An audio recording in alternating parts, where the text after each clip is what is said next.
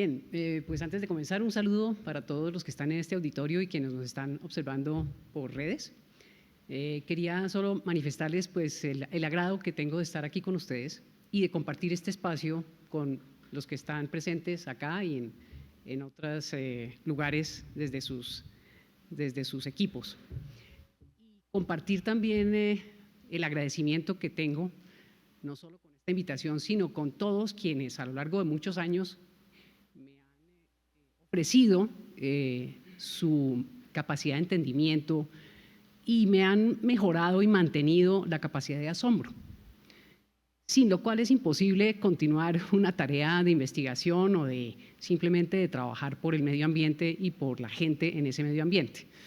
Entonces, desde los que me enseñaron a ver la Vía Láctea en la mitad del Amazonas o apreciar aves en todos los confines del país o ver el suelo o las plantas, pues todos ellos, gracias, y a todos ustedes que están acá por escucharme hoy.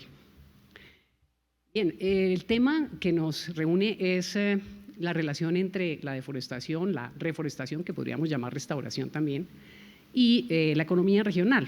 Y esto lo vamos a hacer a partir del análisis de dos programas que están a cargo de Patrimonio Natural en este momento. Estos son, entonces, fondos de cooperación internacional. Y hago el énfasis en eso porque hay muchas maneras como hoy día están llegando flujos financieros a la Amazonía. Y esos flujos están todavía por entenderse y también están todavía por apreciar el buen o relativo mal fin que pueden tener. Entonces, como nosotros trabajamos en sostenibilidad financiera en patrimonio natural, pues es muy importante entender el total de esos flujos y entender cuáles de ellos pueden estar haciendo acción sin daño, ¿sí? Y ojalá propiciando nuevas oportunidades, propiciando acciones en beneficio de la naturaleza y de la gente, y pues cuáles de pronto hay que tener cuidado y hay que establecer algún tipo de sistemas de precaución. Entonces, en este caso vamos a hablar de dos proyectos de cooperación. Está el primero, que es en biodiversidad. Esto es relacionado con el Convenio de Diversidad Biológica y es el programa JEF Corazón de la Amazonía. Son fondos del Fondo Mundial para el Ambiente de Naciones Unidas. Y el otro está más relacionado con medio ambiente en cuanto a la parte cambio climático, y es un aporte de 3 países que decidieron compensar sus gases de efecto invernadero mediante la protección de bosques en Colombia y en la Amazonía. Eso básicamente es el foco de esta charla. Entonces, aquí tenemos en primer lugar este programa Paisajes Sostenibles de la Amazonía. En realidad, ese como programa general que lo administra el Banco Mundial está en 7 países de la cuenca amazónica, es decir, prácticamente toda la cuenca amazónica. Somos una partecita de ese proyecto, de ese gran programa, en el proyecto JEF Corazón de la Amazonía en Colombia. Y ese proyecto, JEF, como su nombre lo indica, el corazón de la Amazonía para nosotros es Chiribiquete. Está muy vertido este programa en zonas de conservación, porque es biodiversidad, es conservación de biodiversidad, y en ese sentido pues es su principal preocupación. Sin embargo, por el hecho de proteger la biodiversidad, no podemos olvidar que hay personas que habitan estos lugares. Y esas personas han habitado esos lugares, y lo puedo dar pues con fe de haber estado recorriendo el país por encima y también por debajo excavándolo, en el sentido de saber que hay 9.000 años al menos de historia amazónica, de personas ya habitando la Amazonía, cazadores recolectores en ese momento, y por lo tanto una grandísima extensión de tiempo para experimentar, para conocer, para observar, para generar inventivas que permitieron que hoy día la selva esté donde está. Antes de que hubiese deforestación por ganado o cosas que no existían en América, ya estas personas habían creado un mundo amazónico de interacción con la naturaleza increíble. Entonces, eso es, digamos, el asombro que siempre tengo respecto a decir, ahí tenemos un gran legado con estas personas, esos indígenas que vivieron ahí, que han vivido durante al menos 9.000 años. Hay grandes debates de 35.000 años o 12.000 años, pero al menos desde mi parte, pues puedo atestiguar sobre esa extensión de tiempo.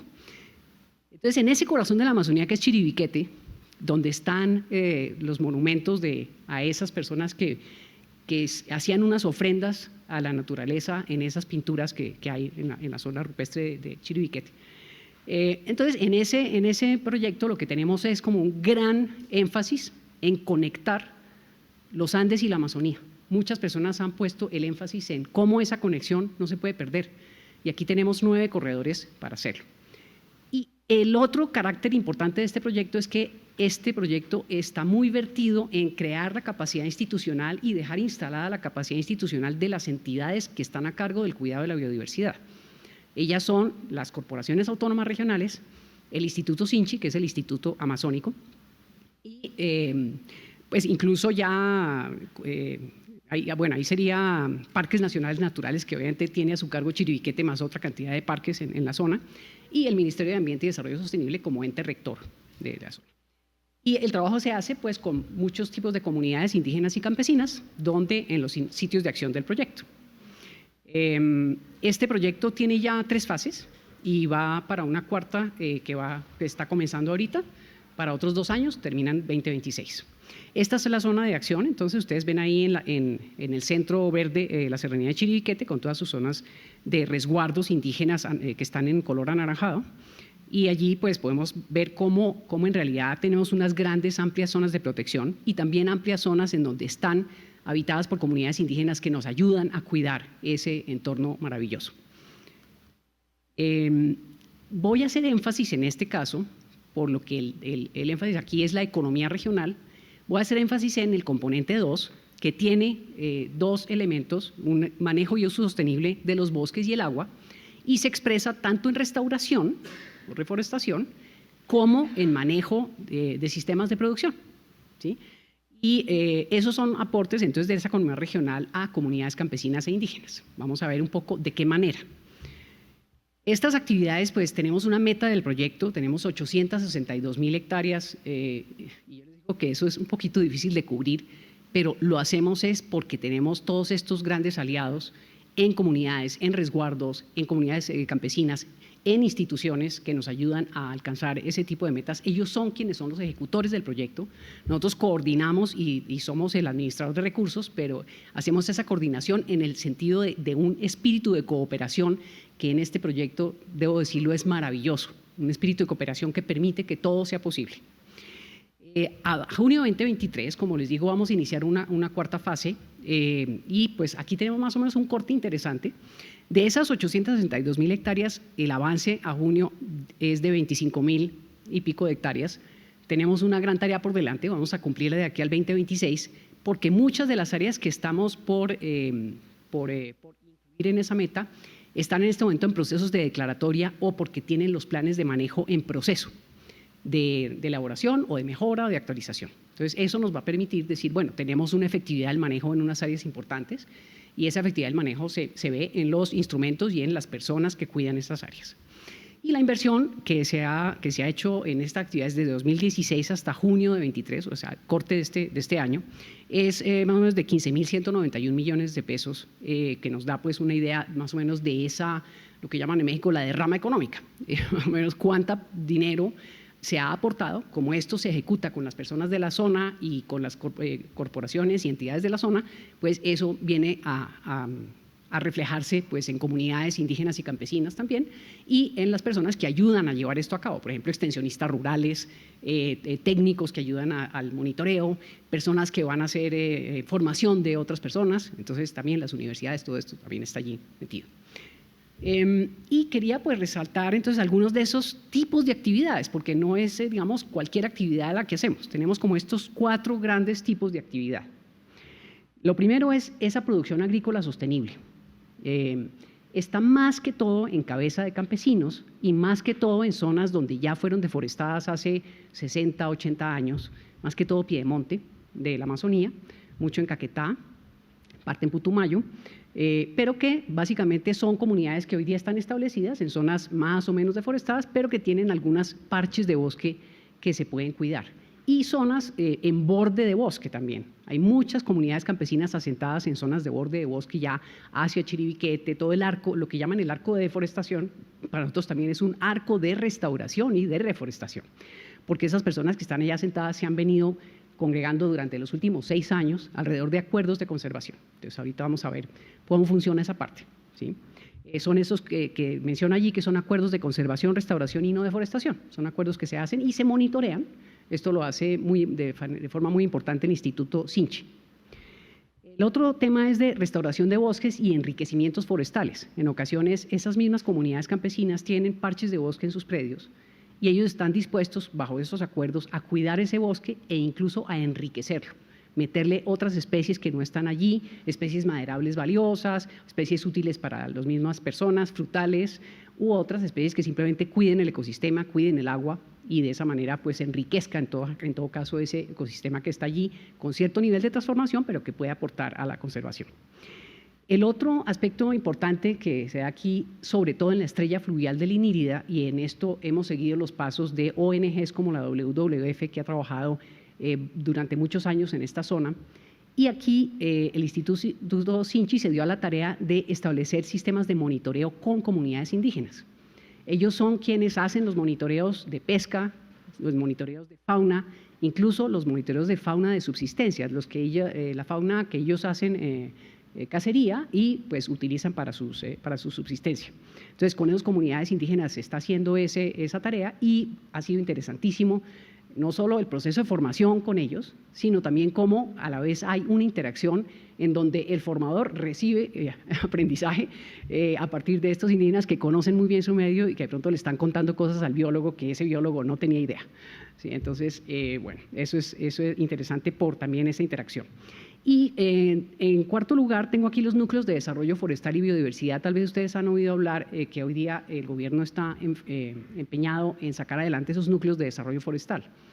Esta iniciativa la vamos a ver que está en ambos programas, tanto en este que es de biodiversidad, como en el otro que es de Visión Amazonía, que es de mitigación de cambio climático. El esquema es el mismo porque esto surge en este proyecto se había planteado preparar el escenario para que estos núcleos pudiesen ser escenarios de aprovechamiento forestal. Entonces, lo que se estableció en este caso era de establecer cuáles eran esas especies, cuál es la riqueza de especies, qué ecosistemas estaban allí involucrados y de qué manera podría hacerse un aprovechamiento, que aquí nosotros no tenemos mucha experiencia. Ha habido entonces mucho énfasis en conocer otras experiencias y en general Guatemala pues ha sido un gran faro, digamos, para ilustrar cómo se puede hacer bien la forestería comunitaria. Tienen experiencias de hace muchísimos años en la zona del Petén y ha habido visitas de lado y lado.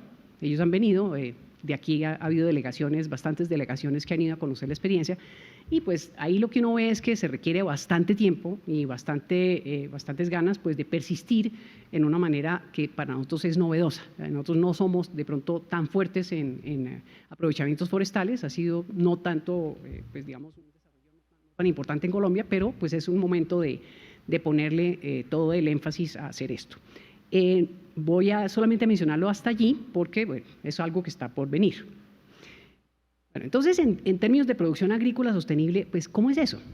Tenemos, pues, no tengo ahorita la cifra del número de acuerdos, pero son muchísimos. Tenemos unas grandes zonas donde hay veredas todas de campesinos colonos que ya llevan años establecidos allá, más de 20 años en ocasiones, 30 años, y ellos son los que en este caso son el foco de la atención.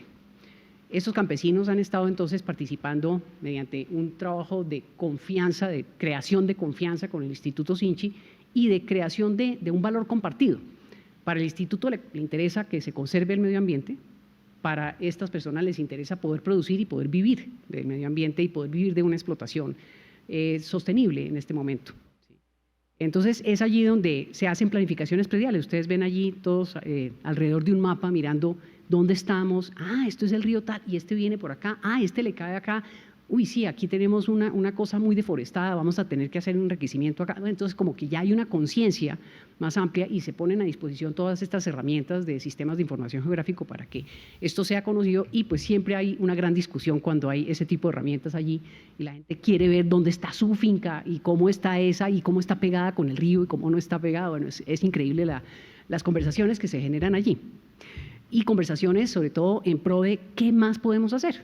Entonces hay muy buen espíritu digamos, de vamos a hacer una cosa increíble, y hay entonces ese buen ánimo que se va pegando de uno en uno. Y pues muchos de los otros aprovechamientos que hacen son, a veces hay aprovechamiento de palmas. Solo por decirles, hace 9.000 años ya había de manera importante, esos primeros cazadores recolectores utilizaban una gran gama de palmas. Ahora está pues Chontaduro es posterior, perdón. La Canangucha, que es el moriche, mismo moriche del llano, ya estaba en los registros arqueológicos de hace 9.000 años, lo mismo que los Enocarpus, todos los milpesos y milpesillos, que son plantas, son palmas muy productivas. Entonces, pues ya podemos decir que tiene una larguísima historia de aprovechamiento de esas palmas y tienen un valor no solo energético y pues de nutrición, sino también un valor que es incluso ritual y pues como con un gran sentido de la cosmovisión de la gente. Entonces, con estos mismos campesinos también se hace restauración. También esa restauración se empieza a hacer con comunidades indígenas, y aquí en este caso tal vez tenemos un par de fotos que corresponden a zonas alrededor del Parque Paya, alrededor del Parque Chiribiquete, y ¿cuál es el otro parque que hay ahí? Bueno, se me escapa ahorita el otro, bueno, creo que es alguno de los más la zona oriental. A veces estas zonas han tenido colonos que están habitando al interior del parque, y ha habido unos procesos de reubicación de esas personas, pero muchos todavía viven en el parque. Entonces lo que se busca es que ellos tengan una producción lo más sana posible al interior del parque, o si no, están en borde de parque. O sea, toda la zona occidental de Chiribiquete tiene una gran zona de arco de deforestación, y ahí están asentadas muchas de estas comunidades, tanto campesinas como indígenas. Entonces ellos ayudan a cuidar esta parte. En términos de restauración, entonces muy específicamente, la meta del proyecto son 4.025 hectáreas. Suena poco, pero suena mucho en el lugar donde estamos, porque todo toca montarlo. Allá no hay un vivero que esté, digamos, de la corporación, hay que montar el vivero en la finca y en otra finca y en otras, y así por la dispersión en la que está la gente. Entonces es bastante complejo empezar un esfuerzo de restauración. Y luego hay pues además el asunto de cómo poder mantener eso y hacer el mantenimiento durante tiempo. Entonces siempre todo eso se dispone los recursos para que las personas puedan hacer el seguimiento y mantener y resembrar, si hay necesidad, esas especies que se escogieron para la siembra. El avance entonces en acciones de restauración son 1.707 hectáreas, y como ven también nos falta por cumplir por ahí otros 2.000 y tantas. Entonces tenemos que hacer un gran esfuerzo para completar eso. Y la inversión en restauración hasta la fecha, que esto es muy específico de restauración con esas comunidades indígenas y campesinas, son 9.459 millones de pesos. Entonces eso les dice a ustedes ya un poco cuál es la necesidad, digamos, de tener recursos para una restauración, y también cómo se debe mantener esa restauración, no solo la parte condición habilitante, es decir, cómo yo establezco los viveros y los materiales, y cómo después yo lo mantengo. Este ya es el tercer tema, es el monitoreo de uso de fauna. Es fauna de subsistencia, y tenemos esta chiquilla que tiene allí una lapa, un borugo, que es una carne muy apetecida por comunidades indígenas. Esto es en la zona de estrella fluvial del Inirida, donde tenemos una gran cantidad de resguardos alrededor de esta estrella fluvial, y todos estos resguardos son los que han estado involucrados en este monitoreo y en esta tarea, tanto con ONGs como WWF, con las autoridades ambientales, y específicamente allí con el SINCHI haciendo este monitoreo de fauna. Aquí a la derecha ven ustedes los pescadores. Todas esos palitos allá atrás son las trampas de pesca, lo cual tienen pues una amplia conocimiento de cómo hacerlas y cómo utilizarlas y cómo ponerlas en los chorros, cómo ponerlas en los lugares de pozos de descanso, donde pasa la corriente más fuerte, y cómo entonces ellos van atrapando determinados tipos de peces según la trampa. Entonces todos ellos nos han ayudado a entender dónde está esa riqueza en ese ecosistema, tanto en aves En fauna de cacería, pues por ahí hay varias que son fauna de cacería de aves, obviamente mamíferos, de los cuales el más cazado es este borugo. Después hay otros como los manaos o estos cerdos de monte, ¿sí? Que son como bastante abundantes también, ellos van en grandes manadas. Y de ahí para abajo pues es más difícil, digamos, llegar a cazar una danta, y en realidad no se caza tanto, en realidad es menos. Bueno, así con esto hay toda una evaluación que se hizo de qué tan fuerte es la presión por cacería, hecho con ellos mismos y medido con ellos mismos para entender cómo era. Y lo mismo pasa con pesca, incluyendo en esto de la pesca de forma importante. Aquí hay un gran comercio de peces ornamentales, y ellos capturan los pececitos y los llevan vivos hasta pues, lugares de destino, normalmente en Bogotá, y de ahí en adelante no sé bien cómo es esa cadena hoy día. Normalmente hay mucha mortalidad de esos peces en el camino, entonces pues posiblemente hay mucho por mejorar en eso, pero es algo que hasta el momento, más que meternos en el asunto comercial, es primero entender cuál es esa diversidad y cómo ellos mismos entienden qué tan abundante o no está un pez y qué tanto entonces pueden seguir ellos explotándolo de la manera como lo están explotando. Entonces esto es una conversación de lado y lado y es una reflexión que se da constantemente. Bien, y aquí pasamos a los núcleos de desarrollo forestal. Aquí ven ustedes en verde más clarito y más oscuro los núcleos que hasta el momento han sido identificados desde este proyecto. Hay otros, y en este momento el Ministerio de Ambiente tiene una prioridad sobre 4 núcleos, algunos están traslapados con los que vemos acá, pero en este momento el proyecto lo que empezó a hacer fue una caracterización de estos sitios para ver cuál es esa posibilidad de aprovechamiento forestal pues, digamos, básicamente la típica explotación forestal, pero donde se busca que haya una renovación pronta de las zonas cosechadas, y ahí pues se establecen lotes y bueno, hay toda una rotación de lotes, bueno, hay toda una cantidad de cosas. Entonces en ese momento pues como somos un poco, como decía yo, somos un poco novatos en esto de las explotaciones forestales, pues hay toda una capacidad de aprendizaje importante acá, y es lo que se está empezando a apoyar desde este proyecto en esas caracterizaciones.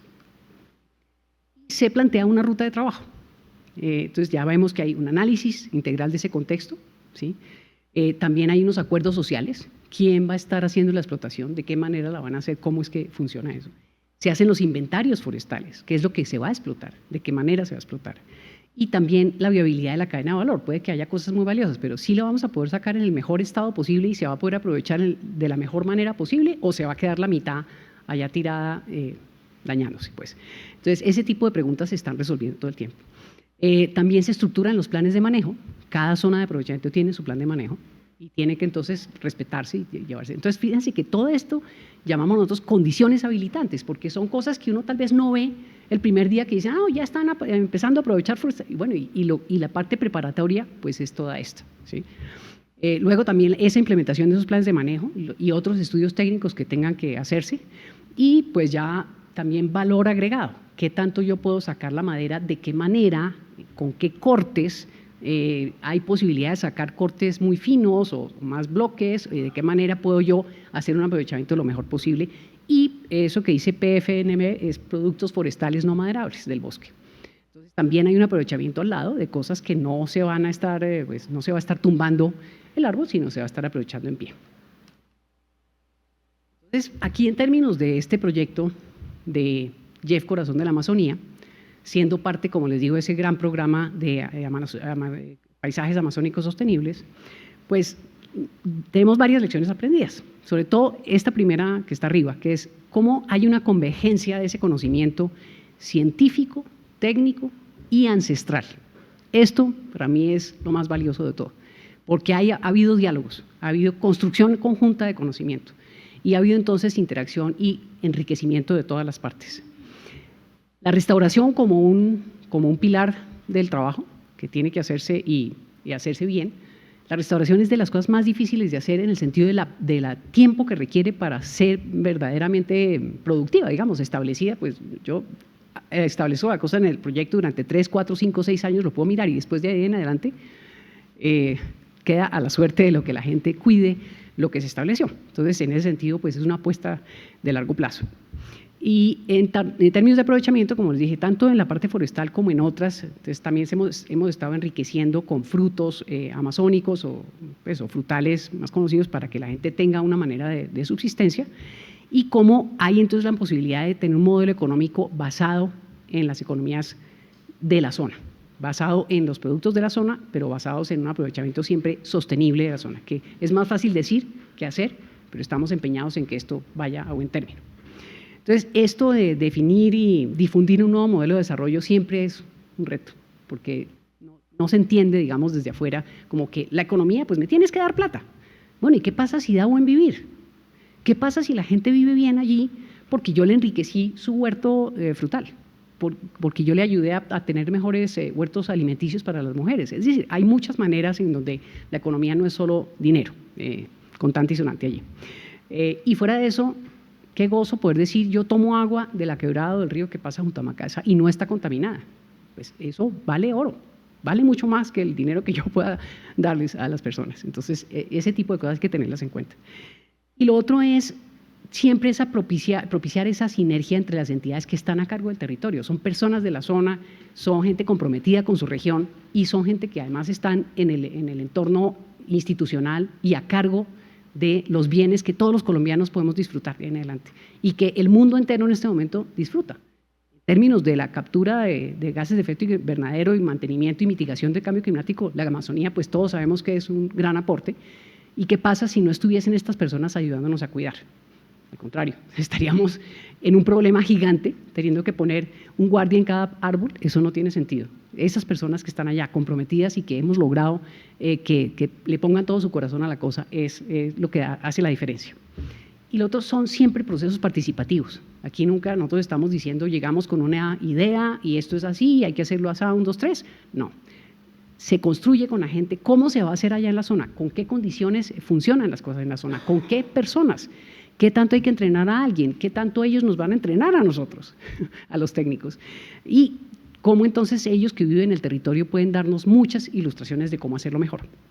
Entonces, también la parte multisectorial. Nosotros tenemos un reto gigante en Amazonía y es la parte de infraestructura básica. O sea, nosotros no tenemos casi en Amazonía pues lo que más hace falta, ¿sí? Servicios básicos no existen, la movilidad es difícil, servicios públicos pues como electricidad o similares pues casi no hay. Entonces, bueno, esas infraestructuras son importantes tener. Y pues el otro aspecto es todo el aspecto de gobernanza. ¿Quién manda sobre el territorio y quién tiene un dominio y una posibilidad de hacer bien la tarea dentro de su territorio? Está en este proyecto la apuesta muy institucional desde lo público, pero ese público siempre se está hablando con los habitantes del territorio. Entonces, también esa apuesta está ahí importante. Y lo otro es que la ciencia, la investigación, el conocimiento, lo que hacen desde las universidades, lo que hacen los tesistas de las universidades, los profesores, eso nos enriquece todos los días la labor y debe continuar y ojalá podamos tener mucha más gente vinculada con universidades y haciendo sus tareas en estos campos. Bien, ahora pasamos al proyecto, al programa de Visión Amazonía. Este programa uno dice, bueno, sí, eso surgió hace unos 6, 7 años, empezamos nosotros con esta tarea. Esta tarea pues fue el encargo del Ministerio de Ambiente en su momento, fue por un concurso, nos ganamos pues la posibilidad de administrar los recursos de este programa. Pero esto surgió desde el año 2009, o sea, esto viene de mucho atrás, casi 20 años en construcción. En las COP se empezó a decir que Colombia tenía un interés en proteger la región amazónica, después en la siguiente COP y así se fue refrendando el interés y refrendando la manera de hacerlo y fue hasta el Acuerdo de París en 2015 que ya se le dio forma en términos de qué donantes querían hacer parte de este esquema y ya para entonces se había diseñado el esquema REDD+, REDD pues es reducción de emisiones por deforestación y degradación de bosques. Y esos programas se empezaron a crear desde Europa porque ellos hicieron como europeos un gran compromiso de aportar a la compensación de las emisiones de gases de efecto invernadero que ellos mismos habían hecho desde la época industrial. Entonces, cosa que pues, bueno, hay que decirlo, no lo hizo Estados Unidos, ¿no? Lo hizo Europa y ese es el compromiso bajo el cual se orientan estos recursos que vienen acá. En este caso vienen de 3 gobiernos, del Reino de Noruega, de Alemania y de Reino Unido, quienes hicieron una bolsa y esa bolsa la pusieron en manos del Banco de Desarrollo Alemán, KfW, que es con el cual nosotros tenemos la interacción para poder traer los recursos a Colombia y ponerlos a trabajar. Entonces eso es lo que se llama el Red Early Movers, los primeros que se mueven para hacer algo en pro de mitigar el cambio climático y contribuir a la protección de los bosques. Porque claro, hablando de restauración, que vimos que era difícil, pues es mucho más sencillo mantener el bosque en pie, eso es lo que se llaman el stock de carbono ahí en pie, en esos troncos, que ponerse a restaurar. Es muchísimo más costoso, muchísimo más largo, muy difícil de garantizar un resultado efectivo. Entonces, por eso la apuesta en este momento es a mantener ese bosque en pie y por eso estos gobiernos quieren cooperar para eso.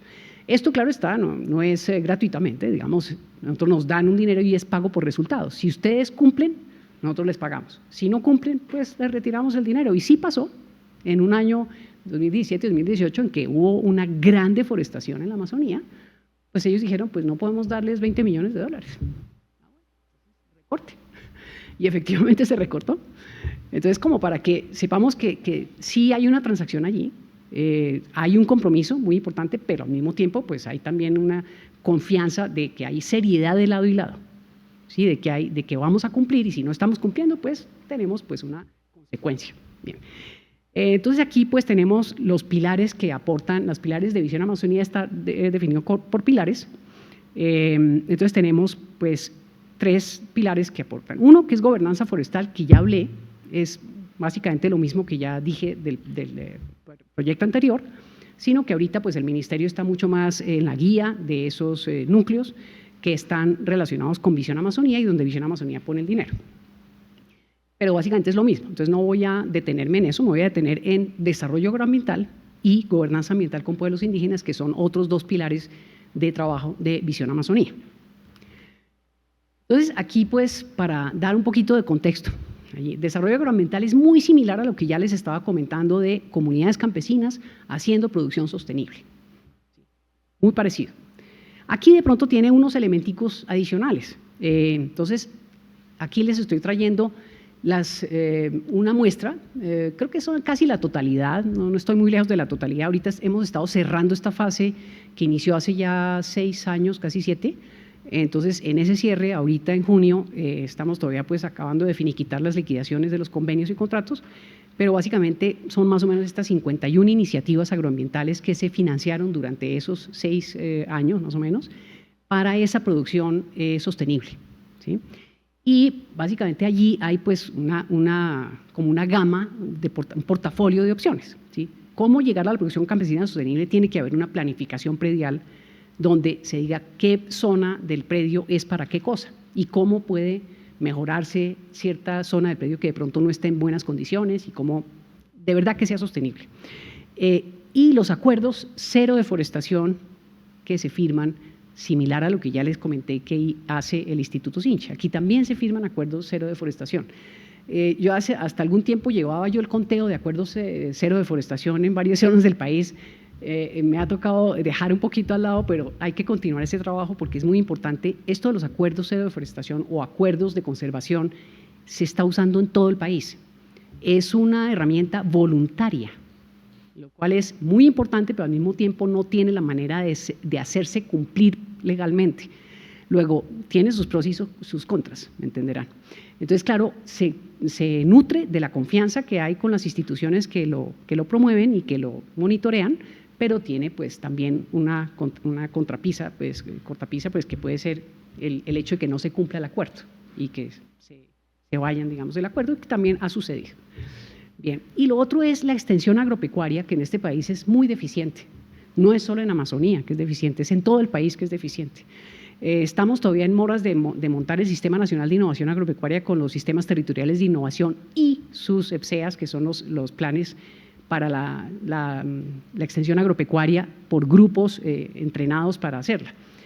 Nunca hay fondos suficientes, entonces aquí la extensión agropecuaria la ha estado pagando el programa y ha estado generando también capacidad con apoyo de la Universidad de la Amazonía, justamente de entrenar personas para que sean capaces de ir a hacer toda esta labor importantísima de no solo convencer, sino tener la confianza de las personas y fuera de eso mantener los acuerdos. Entonces eso pues Quiero agradecer a la Universidad de la Amazonía por ese gran aporte que ha hecho, pues entre muchos otros de los que es, y esto se llama la Escuela de Selva, ¿no es cierto, vicerrector?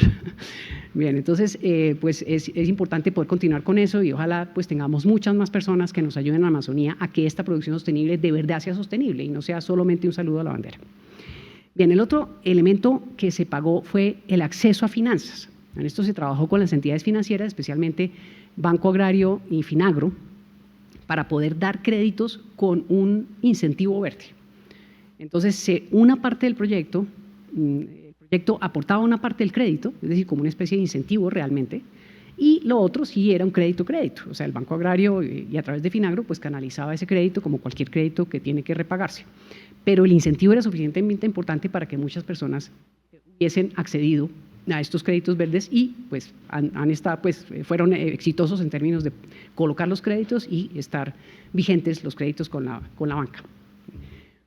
Y el manejo de riesgos agropecuarios también es algo que está por desarrollarse en este país. Muchas veces son seguros o son otro tipo de esquemas en donde permita que si las personas perdieron las cosechas o perdieron su producción por problemas, por ejemplo, de cambio climático, pues pueda haber un seguro de riesgo, una manera de compensarles su esfuerzo y que no pierdan todo en un solo año o en un momento que es pues es muy complicado para un agricultor o a un productor agropecuario tener una pérdida de esas.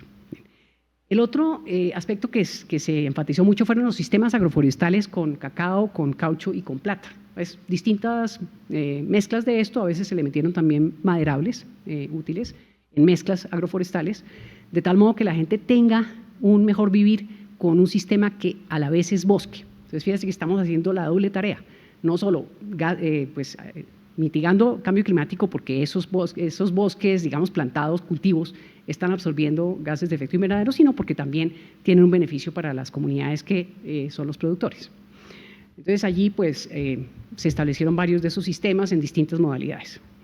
Los silvopastoriles, si bien es algo que uno dice, pues yo no quisiera ver tanta ganadería en Amazonía, pero ya está allí. Entonces yo tengo que manejar un hato ganadero de más de 1 millón de cabezas, o de pronto ya se está acercando a los 2 millones, al menos en la zona de Caquetá, Piedemonte, y pues yo debo manejar eso. En otros programas anteriores, como Conservación y Gobernanza de la USAID, que manejamos durante unos años, hicimos mucho de sistemas silvopastoriles. Aquí también se hizo esto porque se requiere también meterle bosque a esas pasturas, meterle bosque y tener también ese doble propósito, captura de gases de efecto invernadero y beneficio ecosistémico y ganancia para el productor.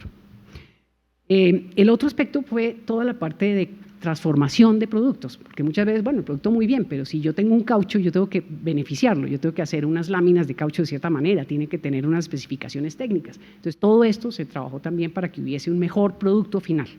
Y lo mismo, la comercialización de esos productos que ya tienen una parte industrial que hacerse.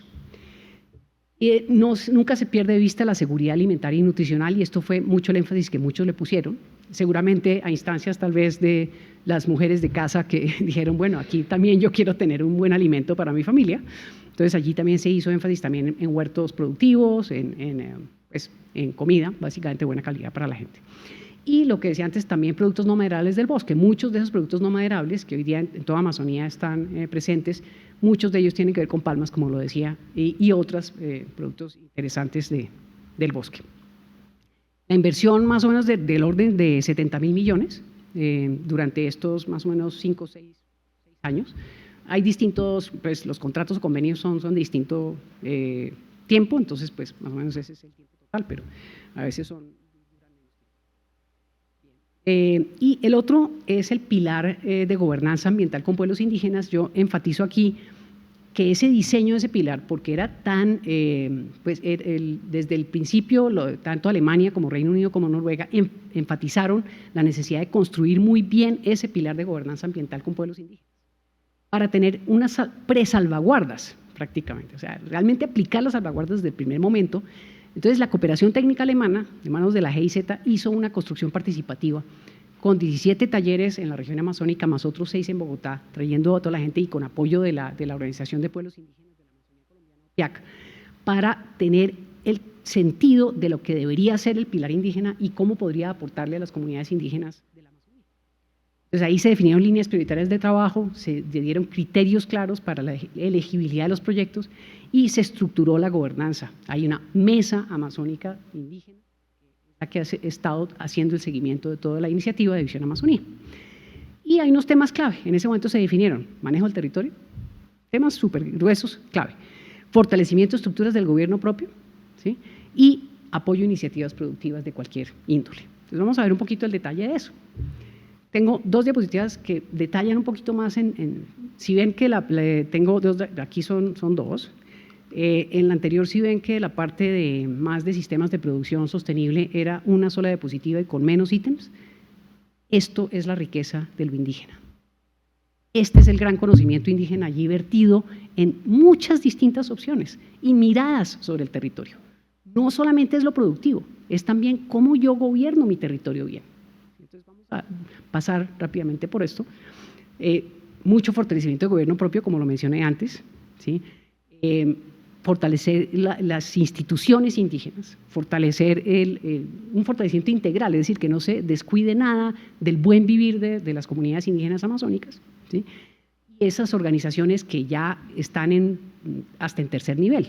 Tenemos OPIAC, que es como el nivel más alto, niveles intermedios de la ATIS y los niveles de comunidad.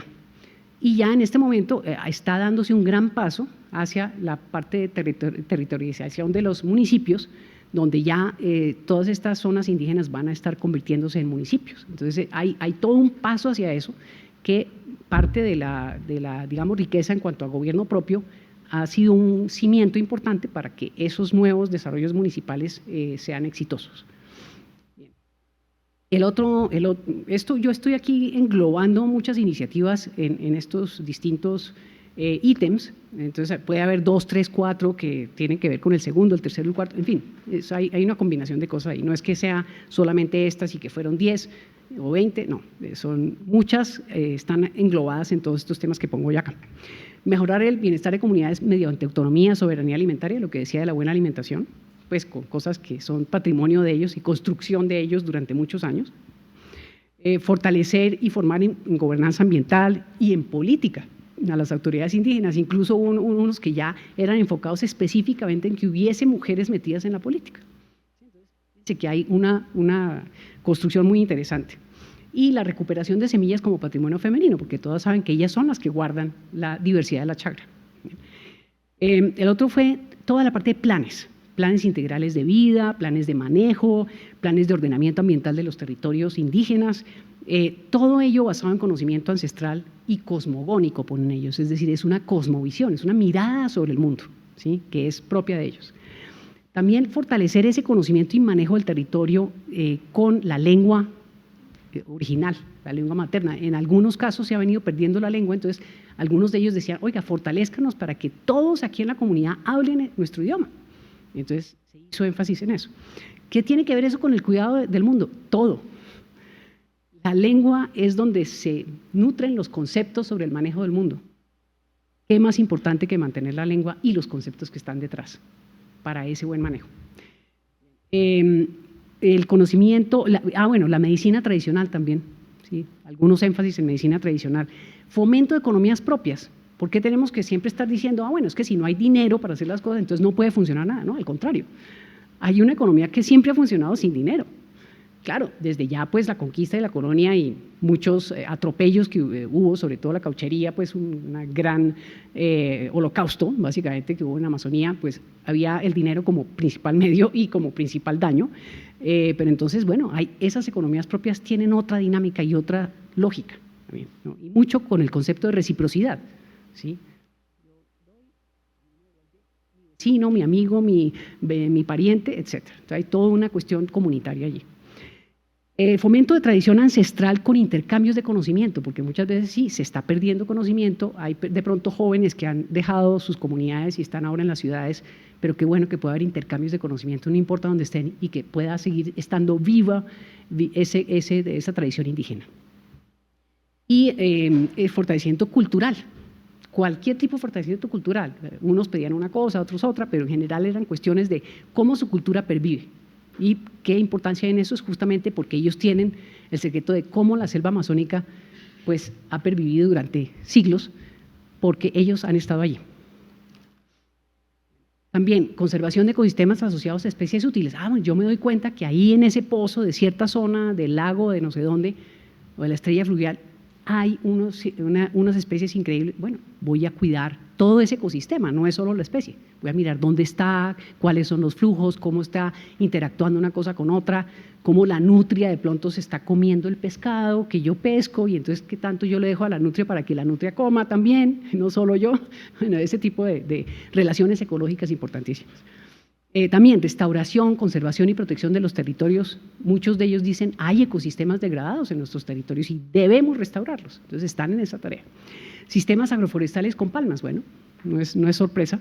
Y aprovechamiento de productos no maderables, hay pues varias, ya una lista importante de esos productos no maderables. También turismo naturaleza, etnoturismo. Algunos dijeron, bueno, muy bien que vengan a mirar la naturaleza, pero nosotros aquí somos importantes y somos parte de esta naturaleza. Qué bueno que pueda haber un etnoturismo y que entiendan que estamos aquí haciendo una buena gestión. La recuperación de biodiversidad como bosques, plantas medicinales, fuentes de agua, sitios sagrados. Ya hay una geografía de sitios sagrados, ya hay también sistemas de información geográfica que reflejan esos sitios sagrados en sus mapas. Entonces, eso es otra gran riqueza. Son sitios de recarga ecosistémica, además de ser sitios de recarga espiritual, ¿sí? Saladeros, los saladeros son aquellos sitios donde van las especies, los mamíferos, sobre todo a lo que llaman ellos es chupar la sal del suelo, ¿sí? Y eso pues en un sitio donde no hay sal, digamos, esos saladeros son importantes. Y bueno, entre paréntesis, hay una cosa interesante que hicimos hace años sobre la sal de monte, como un estudio geográfico y de la geografía de la sal de monte y cómo sal de monte que se obtiene de plantas mediante la ceniza y mediante una condensación, cómo cada sal tiene unas características increíbles y puede o no utilizarse por cierto tipo de personas y en ciertos momentos del año o de la vida de la persona. En paréntesis, entonces, también todo lo del buen vivir de la población, que es un concepto que no tiene por qué simplemente monetizarse.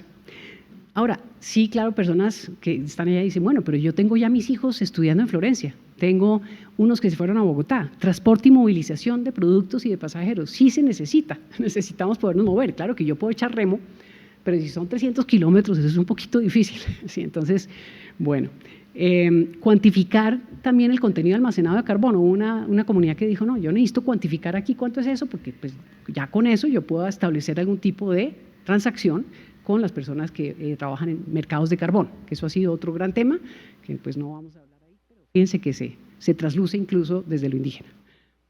Y también establecer los suficientes recursos forestales para combustible vegetal, pues ¿con qué cocina la gente allá? Pues con leña, obviamente eso no ha cambiado y sigue estando. Hace unos años hicimos un estudio sobre todos los combustibles de leña utilizados por comunidades indígenas del medio Caquetá y pues es interesante ver la diversidad y el uso específico que se le da a ciertas maderas de leña para calentar de cierta forma. Bueno. Intercambio interinstitucional e intercultural de experiencias y aprendizajes de los proyectos implementados. Esto fue ya lo último que se hizo con un gran taller o varios grandes talleres, uno que fue exclusivo para mujeres, ahí estuvo Fundación Tropenbos haciendo toda esa gestión, solo proyectos de mujeres de pequeña escala, pero súper interesantes, y todas las demás experiencias de todas estas iniciativas que he tratado de reflejar aquí en este resumen. Bien, entonces, pues para patrimonio y para cualquier país, yo creo, un reto grande.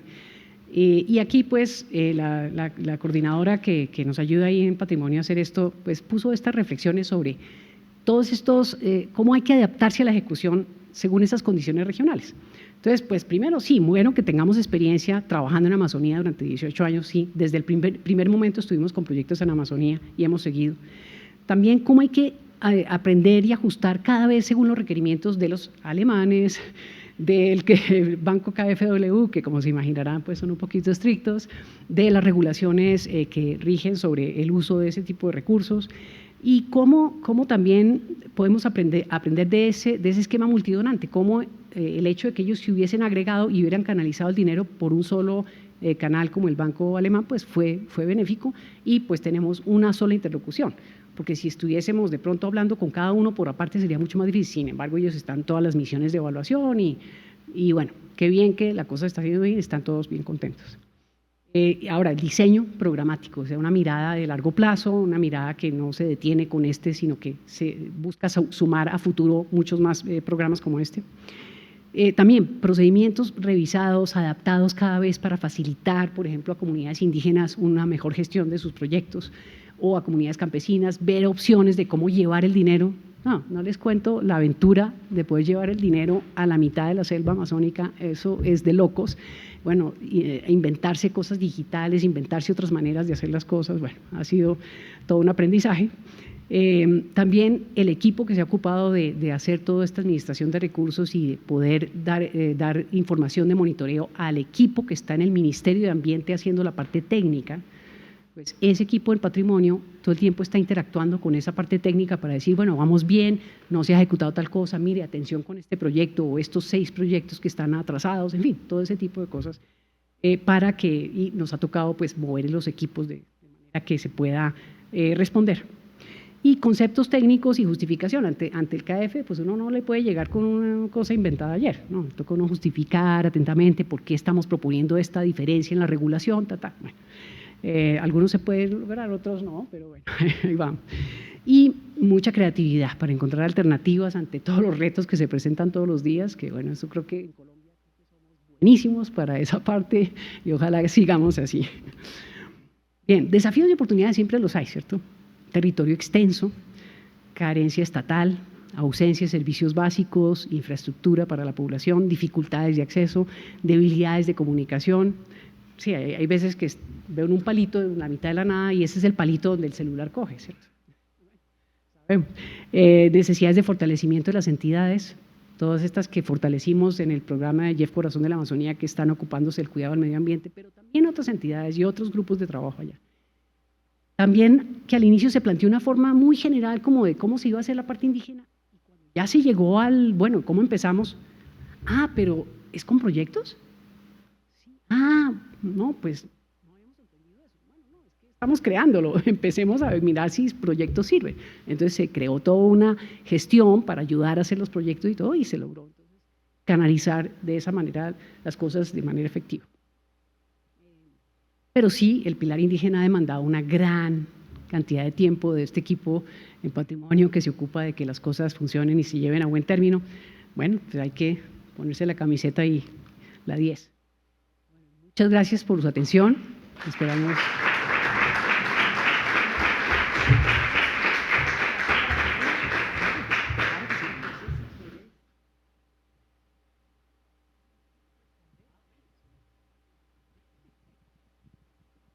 Gracias, entonces. Pues Iva, sí, tranquila, pero sigue Inés, te invitamos entonces a este espacio para preguntas. Vamos a estar rotando los micrófonos para que podamos tener unos minutos aquí y aprovechar también a nuestra conferencista.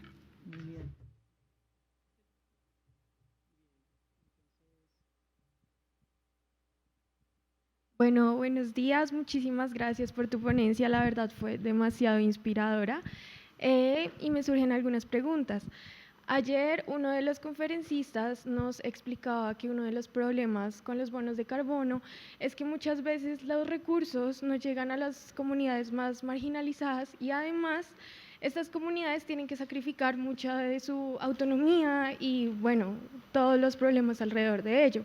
En tu proyecto veo que todo esto como que queda de lado, se soluciona, engrandece, es muy hermoso. Y mi pregunta es, ¿qué tan común es que esto pase?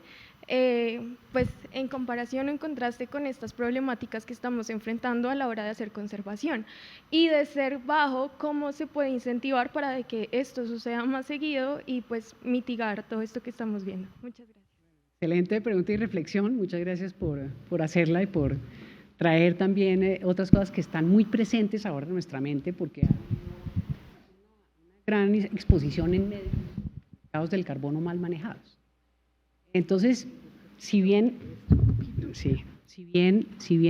no entré en el detalle de mercados de carbono porque es otro tema y hace tal vez un mes y pico hubo aquí en este mismo recinto una gran pues, debate sobre eso. consideraría que hay también una postura de las entidades que estamos en el sector ambiental que debe, ojalá, propiciarse ampliamente, y yo creo que muchos compartimos ese mismo sentimiento de cómo trabajar con la gente en los territorios, porque son los habitantes que quedan allí, son quienes finalmente van a estar manejando su territorio. Nosotros somos aves de paso, ¿sí? Pero para nosotros, desde el perfil de patrimonio natural como agente para la sostenibilidad financiera de la conservación, sí nos interesa que haya una postura, digamos, conceptual, clara, de que yo estoy beneficiando el medio ambiente y estoy beneficiando a las personas que habitan ese medio ambiente. Al tiempo, no separadamente. Yo no estoy hablando de desligar esa íntima relación que hay y que, claro, en Amazonía sobre todo se ve muchísimo más, claro. A veces uno ve en la parte campesina, y yo hacía la reflexión sobre que los elementos que se trabajan por comunidades campesinas son mucho más sencillos, como que no hay profundidad de conocimiento detrás, mientras que la lista que sacamos de las propuestas indígenas pues era mucho más diversa, mucho más profunda en su manera de concebir el territorio, el mundo, su agencia como personas en el mundo.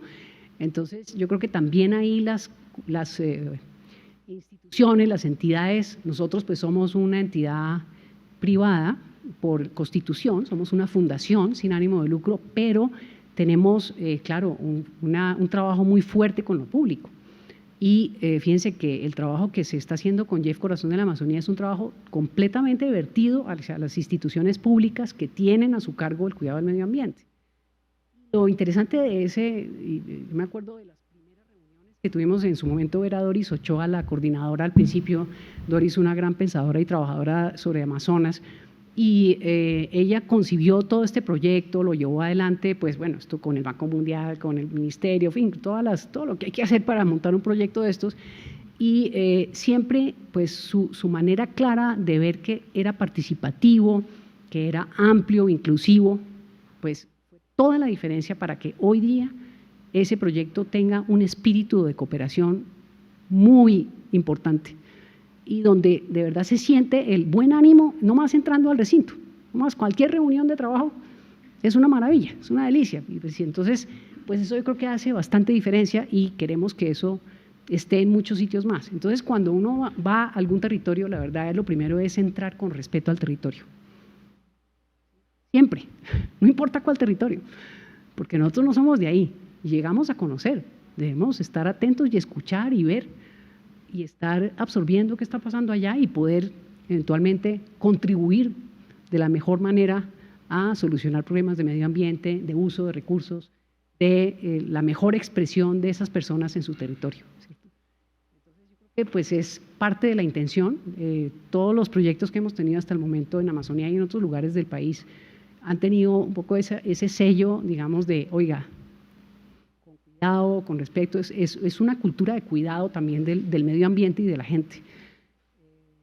Hay muchos proyectos que lo hacen, también muchísimas organizaciones no gubernamentales, mucho compromiso desde lo público, personas fabulosas en las corporaciones autónomas, a veces dicen, wow, yo quiero más de estas, ¿sí? Bueno, no siempre están todas las que uno quisiera, pero qué bueno que existen, ¿sí? Y qué bueno que lo público está allí para realmente ayudar a hacer la tarea, porque si nosotros dijéramos, no, quitemos lo público y solo me voy con la parte privada o las ONGs, pues estamos perdiendo institucionalmente una gran construcción del país en términos de medio ambiente. Entonces, y es una construcción que ha llevado muchísimos años, desde la Declaración de Río del 92, de ahí en adelante se empezó a gestar aquí todo el concepto ambiental, y yo creo que tenemos aportes valiosos.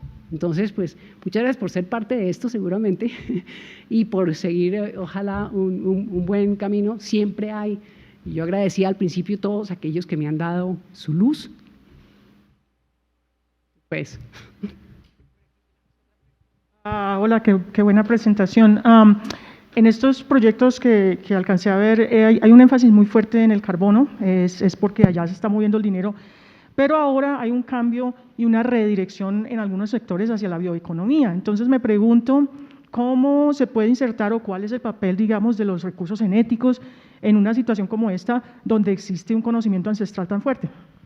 Sí, bueno, esta pregunta hacía rato no salía en los escenarios. Y la verdad, desde que empezamos a mirar, y esto era estando en el Humboldt con uso y conservación de biodiversidad, ¿cierto? Y uno de los temas era justamente eso de la distribución equitativa de beneficios. Nunca llegó a nada. Se volvió una trifulca, se volvió una pelea mundial sobre quién es el dueño de eso y cómo así que me van a cobrar por el acceder. Nunca hubo una respuesta. Nosotros, en medio de la parte institucional, gubernamental, pues finalmente hubo un acierto, que fue no hacer nada. ¿Sí? Porque era tan complejo el escenario. Vimos escenarios como Costa Rica, que digamos hizo su envío y fracasó. Hoy día ya no existe envío. Fue esa apuesta de dar una plata de frente y crear toda la institucionalidad y no sé qué. Estamos a nivel de Latinoamérica, pensando como Costa Rica, como hermanos nuestros. Entonces, sí es todavía algo por hacer. Cuando yo hablé de lo de la sal de monte, yo ahí estoy hablando de una investigación multidisciplinaria.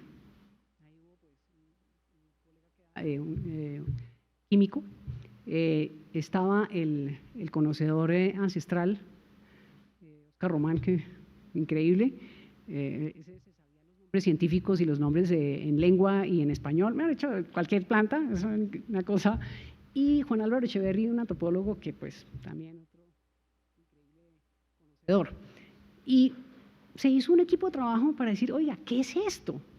El mismo Oscar Román decía, mire, es que esto me lo contaban mis abuelos, pero yo nunca he hecho esta sal. Eso es, yo me acuerdo que me contaba mi abuelo o mi abuela, pero aquí con ustedes lo estoy poniendo en realidad, lo estoy volviendo realidad.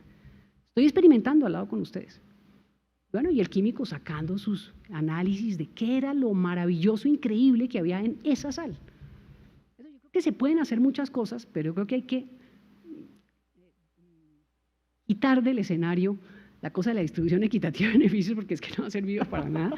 Yo no he visto pues ejemplos buenos, de pronto existen. Ahora pues, vamos a ver dónde queda eso. Pero esos recursos genéticos están allí todos los días y yo lo que veo es que muchas veces uno dice, bueno, ¿qué puedo yo sacar de allí? Dice, ¿qué puedo yo aportar a la región amazónica más bien? En vez de pensar siempre que yo tengo que sacar algo. Miren el desastre de la cauchería, sacar el caucho. Sacar para Europa porque estábamos necesitando llantas para los automóviles que estaban recién creados. Bueno, el holocausto amazónico, nada menos. Libro rojo de Putumayo, o sea, unas atrocidades, una cosa increíble, que nunca se debe volver a repetir. Entonces, ¿por qué no pensar en que se puede más bien construir allá, con esas personas que están en esos lugares haciendo, pues, viviendo su vida y teniendo ese conocimiento que, claro, también está perdiéndose, no es que todo esté maravilloso, mucha cosa puede estarse perdiendo y yo creo que sería propiciar más bien el caso de monitoreo de fauna, pues un buen ejemplo. Mire, no estamos ahí queriendo sacar nada, estamos queriendo que ellos puedan manejar bien esos recursos. Entonces, pues no sé si es una buena respuesta, puede que esté muy incompleta, pero bueno. No, solamente un comentario que a pesar de todos estos ejemplos fallidos que usted los conoce, de todas formas el año pasado en Montreal ya la Convención de Biodiversidad dijo que nos vamos por la bioeconomía y que la bioeconomía se hace de tal o cual manera, o sea que eso se viene a venir Sí. y a eso viene la pregunta. Bueno, muchas gracias. Perfecto, gracias. Hola, yo quería, no sé si es posible tener más información sobre este mecanismo de incentivo sulla Red Plus. Sí. Mencionó que recortaron en un año por la deforestación Sí. los fondos, los donantes. Entonces quería saber, ¿los donantes tienen su sistema de medición o de supervisión autónomo? Y, digamos, ¿cuáles fueron la reacción por parte, digamos, del programa a este recorte para, digamos, retomar un buen camino? Digamos? Bien, excelente la pregunta porque me permite ilustrar una cosa que no hablé y es, Visión Amazonía tiene una doble medición de contabilidad. El país se ha fortalecido en su sistema de monitoreo de bosques y carbono, que está en cabeza del IDEAM, el Instituto de Estudios Ambientales, quien tiene la obligación de medir la tasa de deforestación y por lo tanto la emisión de gases de efecto invernadero o la captura, ¿sí? Entonces el IDEAM tiene esta tarea y la ha venido haciendo con dinero de Visión Amazonía, entre otros dineros, ¿sí? Pero al mismo tiempo el propio programa, para salvaguardar que la cosa tenga una doble revisión, pues pone unos recursos para que los países que aportan sus recursos puedan también hacer una medición como una especie de auditoría externa. Nosotros tenemos auditorías en patrimonio todos los días. Esta es una auditoría sui generis porque es la auditoría sobre esa medición de deforestación y de captura de gases de efecto invernadero. Entonces, con esa doble contabilidad fue que se llegó al hecho de que efectivamente pues, había habido más deforestación de la que hubiésemos querido. Ahora, había un arreglo inicial de una tasa, como una línea base. Entonces, claro, si esa línea base se superaba, pues era allí donde había, digamos, una sanción. Solo se superó en una ocasión, lo cual es una buena noticia para todos nosotros, porque sí queremos que se conserve mejor ese stock de carbono, pero pues yo creo que lo importante allí era decir, bueno, nosotros somos también conscientes de que tenemos que hacer un esfuerzo y que el gobierno debe ayudarnos a hacer un esfuerzo y el ministerio estaba ahí metido de cabeza en hacer realidad y en hacer efectivo un mecanismo como Visión Amazonía. Entonces yo creo que pues en ese sentido fue una buena apuesta. Ahora, hoy día, si uno mira todavía digamos la deuda de emisión de gases de efecto invernadero ya emitidos que tiene Europa, que tiene Estados Unidos, que sea, pues todavía es gigante. Y todavía los compromisos de esos países en su entorno europeo, por lo menos, que es donde existe la regulación para eso, todavía falta compensar.